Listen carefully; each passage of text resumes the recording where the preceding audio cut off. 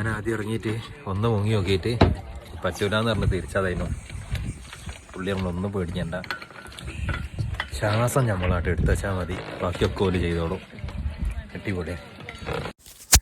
അങ്ങനെ നമ്മളുടെ കൂടെ ബോട്ടിൽ ഉണ്ടായിരുന്ന ഒരു പ്രായമുള്ളൊരു ഉമ്മ സ്കൂബ ചെയ്യാൻ വേണ്ടിയിട്ട് പോവുകയാണ്. നിങ്ങളൊന്ന് നോക്കി, ഈ പ്രായത്തിലും ഇങ്ങനെയുള്ള കാര്യങ്ങളൊക്കെ ജീവിതത്തിൽ എക്സ്പീരിയൻസ് ചെയ്യാൻ വേണ്ടിയിട്ട് വരുന്നുണ്ടെങ്കിൽ നമ്മളൊക്കെ എത്രത്തോളം പുറകിലാണെന്നുള്ളത്. ജീവിതത്തിൽ ഇങ്ങനെ കാണാത്ത സ്ഥലങ്ങൾ കാണാനും എക്സ്പീരിയൻസ് ചെയ്യാത്ത കാര്യങ്ങൾ എക്സ്പീരിയൻസ് ചെയ്യാനും ശ്രമിക്കുക എന്നുള്ളതാണ് എനിക്ക് ഇവിടെ വന്ന സമയത്ത് മനസ്സിലായത്. കാരണം നമുക്ക് അങ്ങനെ ഒരു ആഗ്രഹം ഉണ്ടെങ്കിൽ അതിൻ്റെ ഫണ്ടും ബാക്കിയുള്ള എല്ലാ കാര്യങ്ങളും നമ്മളിലേക്ക് എത്തിച്ചേരും. നമ്മൾ ഈ പോയ സ്ഥലങ്ങൾ തന്നെ പോയി കാണാതെ ഒരു വർഷത്തിൽ ഒരു തവണയൊക്കെ ഇങ്ങനെയുള്ള ഒരു അഡ്വഞ്ചറായിട്ടുള്ളയും ബാക്കി അതേപോലെ കാണാത്ത സ്ഥലങ്ങളൊക്കെ എക്സ്പീരിയൻസ് ചെയ്യുക.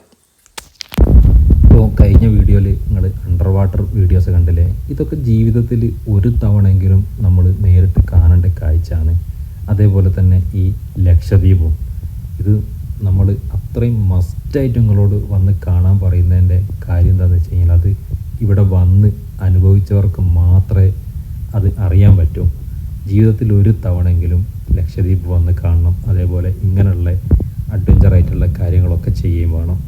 അങ്ങനെ നദീർ വേറൊരു ബോട്ടിൽ എവിടുന്നോ കയറി വരുന്നുണ്ട്. അങ്ങനെ ഞങ്ങൾ തിരിച്ച് പോവുകയാണ്. ഇതാണ് നമ്മളെ അവസ്ഥ, ഷൂടാൻ പറ്റുന്നില്ല. എയർപോർട്ട് കാണാൻ പോയ നമ്മൾ അങ്ങനെ സ്കൂബ ചെയ്ത്, ഇവിടെ അമ്മാത്തി സ്കൂബ എന്ന് പറഞ്ഞിട്ടുള്ള ഇതാണ് ചെയ്തത്. അടിപൊളി, ടീം ഉഷാറാണ് അതിൽ. അങ്ങനെ അപ്രതീക്ഷിതമായിട്ടുള്ള സ്കൂബയും ചെയ്ത് ഞങ്ങൾ നേരെ റൂമിലോട്ട് പോയി. അവിടുന്ന് കുളിച്ച് ഫ്രഷായി വൈഫിനെയും കൂട്ടി നേരെ നദീറിൻ്റെ വീട്ടിൽ വന്ന് നോക്കുന്ന സമയത്ത് അവിടെ ദ്വീപുകാരുടെ സ്പെഷ്യൽ ഫുഡ് ഇതെന്താണെന്ന് വെച്ച് കഴിഞ്ഞാൽ, ഇതിൻ്റെ പേര് ഇട്ടുബന്ത് എന്നാണ്. നമ്മളെ നാട്ടിലുള്ള പോലെ ഒരു ഫിഷ് ബിരിയാണി എന്ന് പറയും. അതായത് ചൂര പിന്നെ ബാക്കിയുള്ള ഇതിൻ്റെ എല്ലാ സാധനങ്ങളും ഇട്ട് വേവിക്കുന്നതിനാണ് ഇട്ടുബന്ത് എന്ന് പറയുന്നത് ഇവർ. ഇതിൻ്റെ കൂടെ നല്ല ചൂര അച്ചാറുണ്ട്, പിന്നെ ഉള്ളി സുർക്ക. അങ്ങനെ ഇത് കഴിച്ച് ഇനി നമുക്ക് ബാക്കിയുള്ള വീഡിയോസ് അടുത്ത എപ്പിസോഡിൽ കാണാം.